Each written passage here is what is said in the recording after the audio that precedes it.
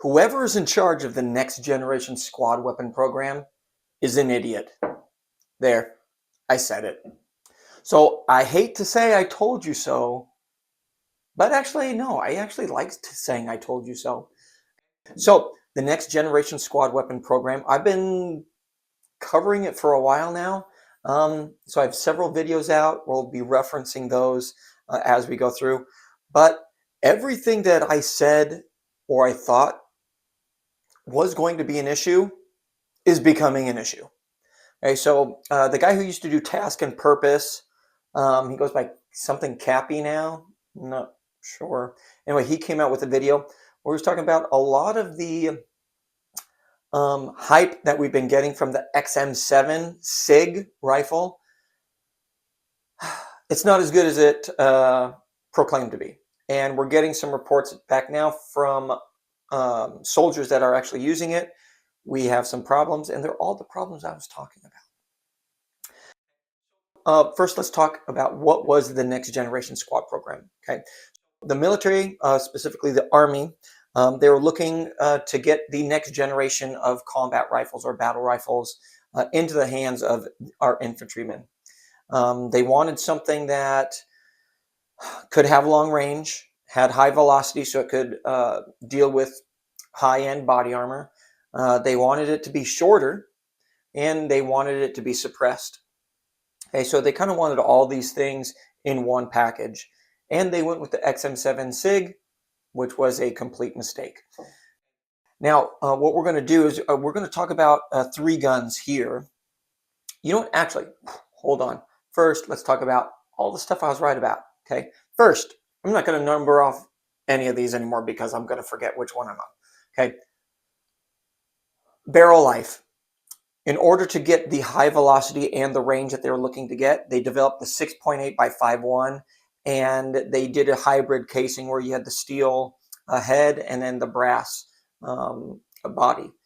And they had to do that because in order to get a shorter barreled rifle with that high velocity, long range, they had to increase the PSI. So the amount of pressure that we were getting in the barrel from that cartridge, from the explosion. Okay, right now, generally the 5.56 is around 55,000 PSI. They had to bump it all the way up to 80,000 PSI, which is insane. Not that the barrel can't handle that much pressure, it's that much pressure, that much heat, it's going to put wear and tear on that barrel really fast.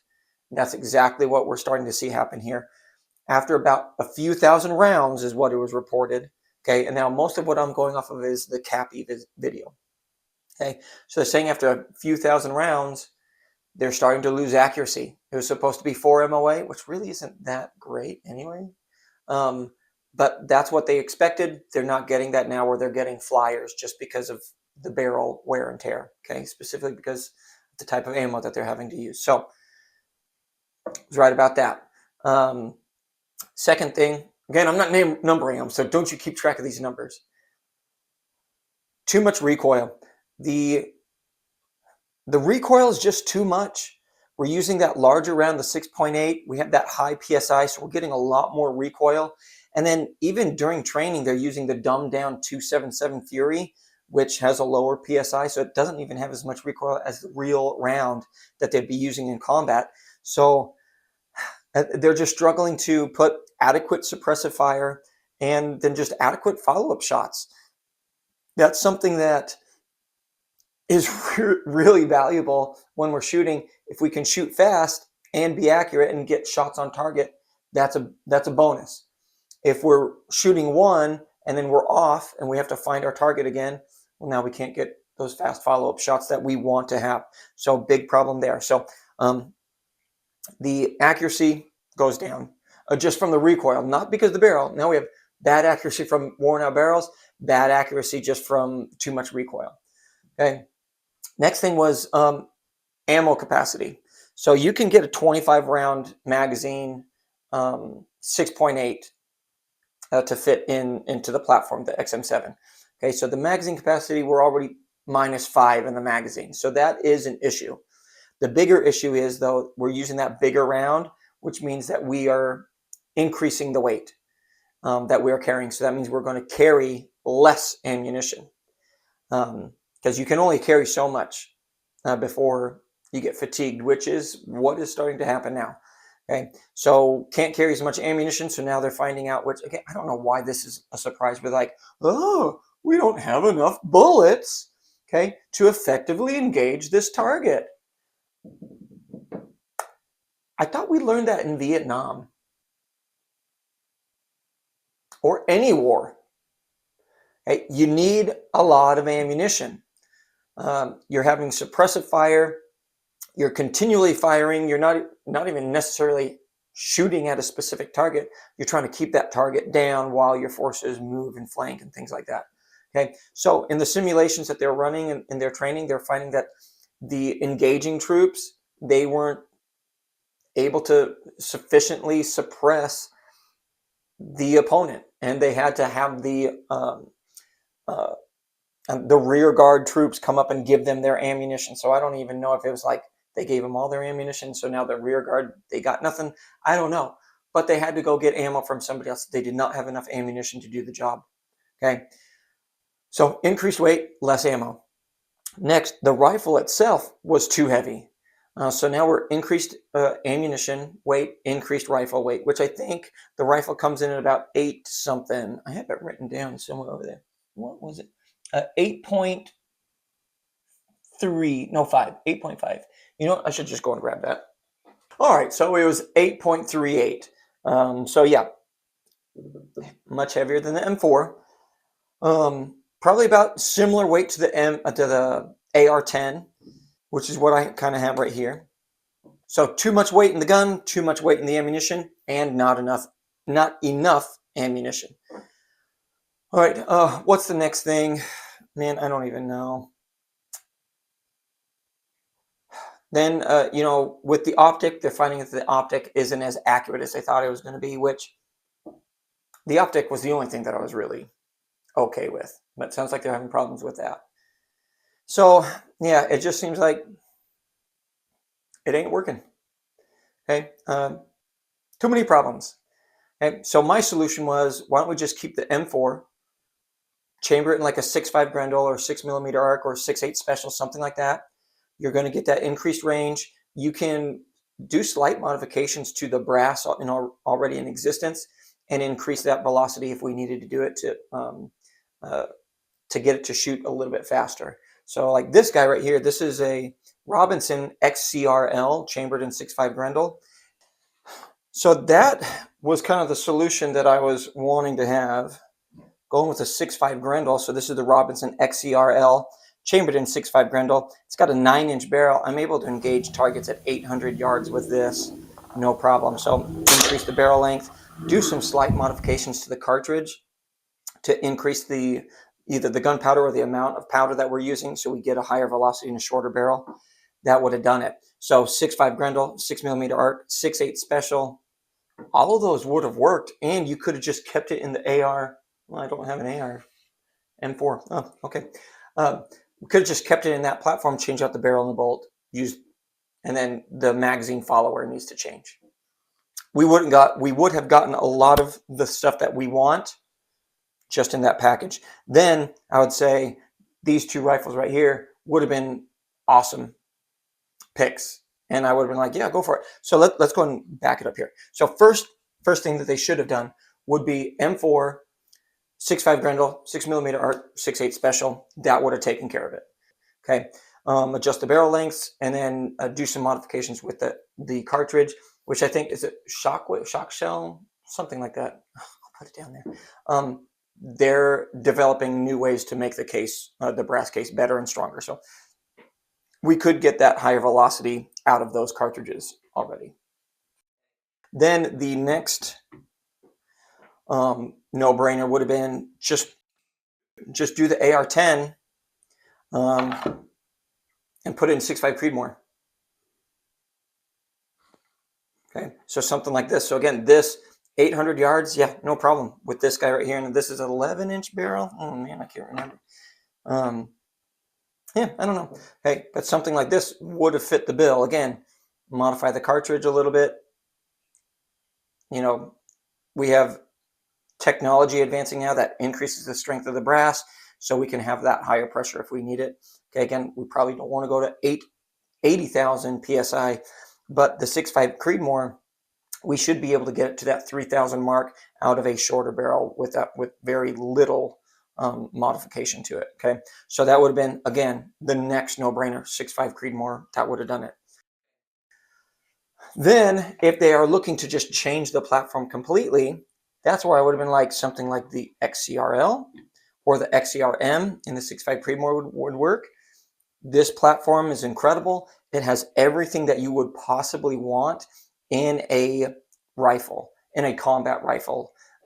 You have battery assist. Here, let's just go over it. And I've made a video on this guy where I said this should have been what they picked. So I can lock the bolt open with that button there. I can close the chamber, ambidextrous magazine release, side charging handle, really easy to disassemble. That comes off, and then you just pull out the recoil spring, the bolt, everything comes out really, really easy. Yeah, and then you can put whatever kind of buttstock you want on it. The barrels switch out super, super easy. The bolt switches out super easy. So you can switch out this bolt and the caliber in like less than 5 minutes. Like I could probably do it in 2 minutes if I had all the stuff right in front of me. And then now so this is 6.5 Grendel. You can switch it to the 6mm arc, the 5.56, 7.62 by 3.9. You could do that in less than 5 minutes. And then it's ready to go. So that has everything that you could possibly want right there in that platform. So XCR, that would have been the next generation M4 modification. I don't even know what I'm trying to say. That would have been the next generation of M4 style rifles that they should have gone with, something like this. But instead they went with the XM7. All right, so there's those two out of the way. So there's the Creedmoor. Okay, now this is my third one, and this is the video that I made where I was talking about the RM277 Fury. That should have won. Now a lot of people were saying, well, there's all these issues. So like the polymer casing for the ammunition. Okay, we can still advance that technology and get to work eventually, but it had the option just like keep the standard brass, don't change anything. So put that into the 6.5 Creedmoor. The bullpup, you're going to have that longer barrel. You don't need as high of a pressure. You're going to get the full barrel length to increase that pressure, get that velocity. You're going to increase your range. You're going to increase your accuracy. So everything that we would want, we would be getting out of the bullpup platform. So we would essentially be taking this. This is a 22-inch 6.5 Creedmoor AR-10 upper. So we'd essentially be getting this in a full rifle. So that would bring me to my next, I'm just gonna move that out of the way. So that brings me to this next one. So this right here, this is the Desert Tech MDRX. Now, before we move on, I'd like to give a shout out to this video sponsor, the Sahara Valley Institute.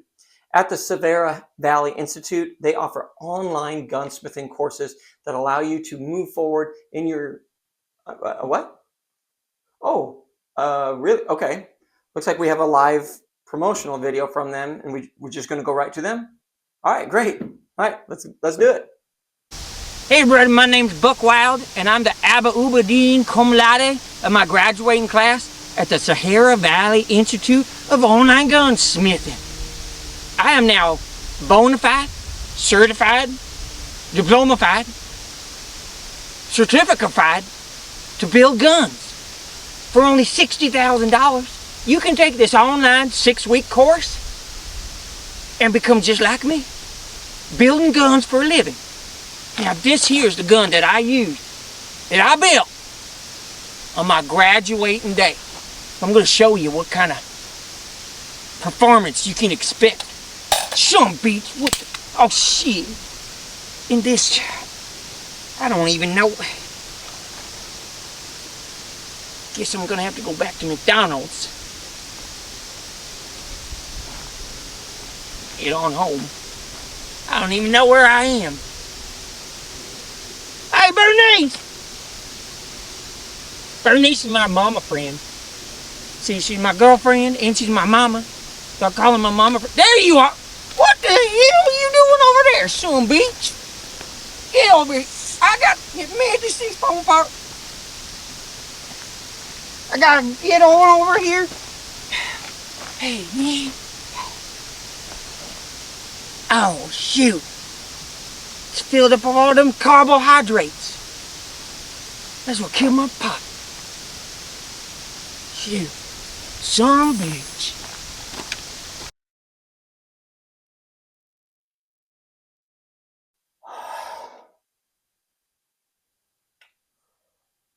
We are desperate for sponsors. I'm sorry. All right, so with the Desert Tech MDRX, we are able to achieve everything that we want out of the next generation squad weapon program. So this is a 5.56 version, but you can get it in 6.5 Creedmoor, which I think is pretty much the caliber we should kind of stick with in this. Okay, so we could get a full length barrel, 18, 20-inch barrel. We're going to achieve that length that we need in order to get the velocity, range, and accuracy that we want. It's going to keep it in a shorter overall configuration. So if we look at this, let's go and grab that guy. So this is a 14-inch, 14 and a half inch PSA Jackal. So if we look at these side by side,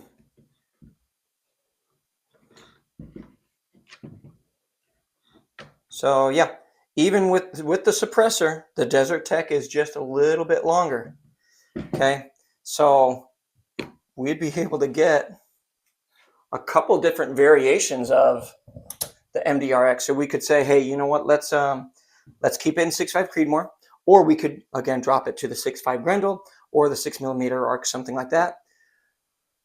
Standard issue would be a 16-inch length barrel. That's going to keep it relatively shorter. It's going to still allow you to have really good range, and then you're not sacrificing anything, and you're not having any of the issues that the XM7 is having. Then you could have a designated marksman configuration, which is a 22-inch barrel, and that's it. Everything else stays the same. There's no need to change over to a different platform or a larger platform, because the MDRX, this chassis, can actually convert to the 6.5 Creedmoor, 308, or the 5.56 and 300 Blackout, all from this one chassis. So we just change out the magwell, the barrel, and then the bolt, and then that's it. So we keep everything the same. Okay, so it'd feel the exact same.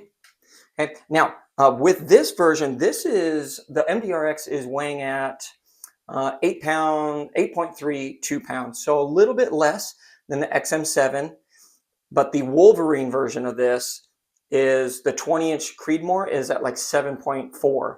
So we're a pound less in the Creedmoor configuration if we go with the Wolverine, which is the upgraded version of this. And then even in this one, it's still about the same, 8.3 or 8.4 pounds if we switch the MDRX to the 6.5 Creedmoor. So weight is down, length is down, we still have the long barrel, we still have the high velocity, still have the range. We have everything we need right here in this package, but they chose to go with something else that is not working out. A lot of people on my last video were complaining about the bullpup. Ergonomically, it's too different, it's not good. Okay, that's bullcrap. Anyone that has any experience with a AR-15 could transition to this in less than an hour. Anyone who has any experience on the M4 or AR-15 could transition over to this with less than an hour of training. Okay, because this is with the MDRX, and with the RM277, I think it's still going to be pretty similar. Got to grab a magazine here to show you. Oh, there's another one on the ground. Okay, so the manual of arms is basically the same. So if I was wanting to do a mag change, okay, so we're shooting, boom, boom, boom, boom, empty magazine, drop, and there it is, shooting again. Okay, so It's not difficult at all.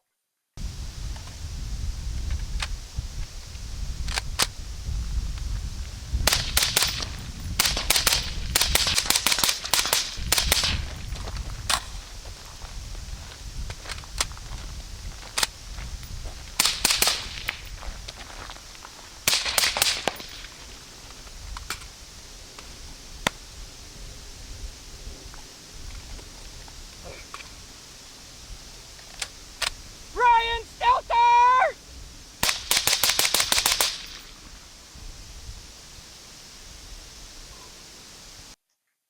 That man is an American icon. I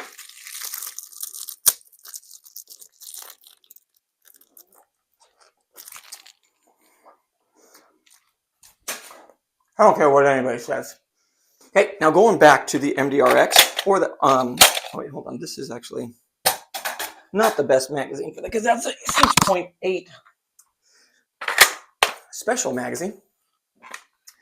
So going back to the MDRX or the XM7, if we went with this, we could then put the optics, the desired optics that we want on that. So the next generation squad weapon optic, I believe they went with the Vortex. I believe that's still what it is. It has a built-in rangefinder, ballistics calculator, everything like that. We can achieve that. Right, I'm already achieving that with this. So right now I have the Zulus 5x20 digital scope. It has a built-in rangefinder and ballistics calculator.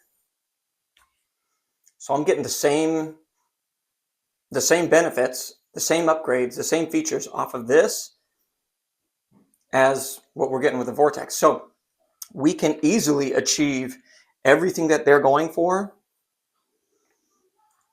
right here. Okay, then if we're talking about training with this, like I said, most people that are experienced with the M4 AR-15, less than an hour, you got this thing mastered. So anybody who is in the military, you're going to be able to transition to it just fine. Then with the new recruits, most of them hardly have any experience with the M4 AR-15 anyway. So no difference in training there. You just put them right on something like this and they're ready to go. And there's not going to be any time lacking in their training regiment there because they'd be learning all that stuff on the M4 anyway. So then I also got some other comments about how the M4, it's an American icon. No one's going to want to change it because when you think of an American rifle, you think of the M4. That's kind of a problem because that's locking you in to a rifle that isn't the best anymore. The M4 is a great platform. It has a lot of uses. And like I said, if we had just transitioned to something like this over here, different caliber, that would have been a good idea because the M4 is great. But if we are actually trying to push it into a different category where it's like, we want the velocity, we want it to be short, we want it to be able to run a suppressor without it getting too long, we need all this stuff, we need to be able to engage long range, we need to be able to do CQB still, then that's what this is. That's what the next generation would be versus the AR-15, changing the barrel lengths all the time, depending on what you're doing, what your job is. But with this, if you just have this in it, 6.5 Creedmoor, everyone can run it. Now, I don't think that's how it should be because I think that's going to be a little bit too much recoil for the majority of soldiers. But again, 5.56, we can increase the velocity on the 5.56 and get a heavier grain bullet, and that would work. Go to the 6.5 Grendel, 6mm arc, 6.8 special. That would do the job. That would be perfect. That gives us everything that we're wanting to get. So that's why I think whoever's running the next generation squad weapon program is an idiot, and they're probably getting paid off. So rest assured, I cannot be paid off. What's this? It's from Sig. It's like 22 bucks. Okay, 22 bucks is 22 bucks. Sig did nothing wrong. Okay, so we have our close quarter combat, easy to manipulate, okay? Keeps everything short. We have the suppressor, still keeping it short. Now let's go, we are gonna do something here. Okay, so this is the Robinson armament, which would have been a great option. That's in a 9-inch barrel. That's the same length as a 16-inch full length barrel in the MDRX.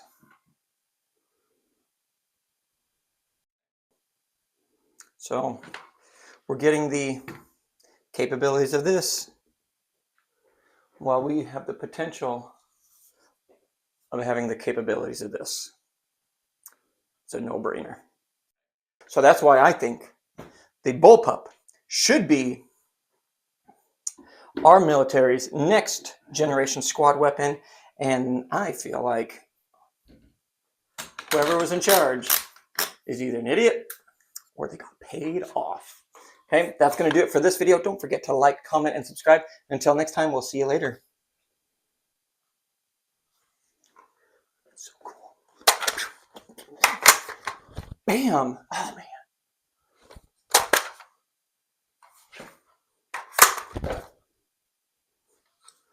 We're going to cut that out.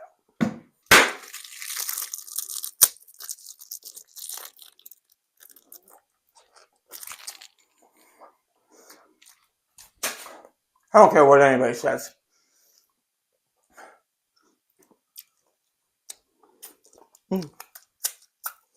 I got barely any of that in my mouth.